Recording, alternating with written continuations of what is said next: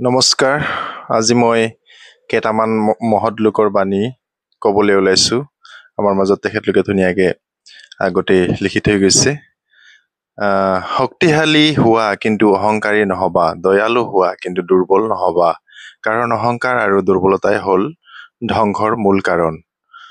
এই বাণীটো কৈছিলে আচাৰ্য চাণক্যই। সপোন সেইটো নহয় যিটো টোপনিত দেখে, সপোন হ'ল সেইটো যি সপোন পূৰাবৰ বাবে টোপনি নাহে। APJ আব্দুল কালাম তেখেতে এই বাণী কৈছিলে, জীৱনত যদি আমি ভাল কথা ভাবোঁ তেনেহ'লে আমাৰ জীৱন ভালেই হয়, সেইদৰে বেয়া কথা চিন্তা কৰিলে বেয়াই হয়।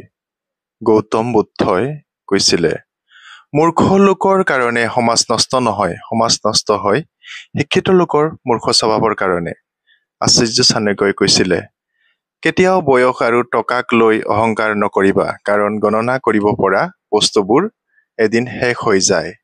আচাৰ্য চাণক্যই এনেকে কৈছিলে, কল্পনাৰ সাগৰত ডুবি নহয়, বাস্তৱতাৰ নৈত সাঁতুৰিব শিকা, তেহে জীৱনৰ লক্ষ্যত উপনীত হ'ব পাৰিবা। APJ আব্দুল কালামে লিখি থৈ গৈছিলে।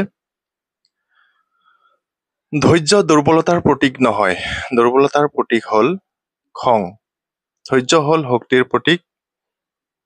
APJ আব্দুল কালাম। যি সত্য তাক নিৰ্ভয়ে সমাজৰ আগত কোৱা, এদিন নহয় এদিন সমাজে গ্ৰহণ কৰিব।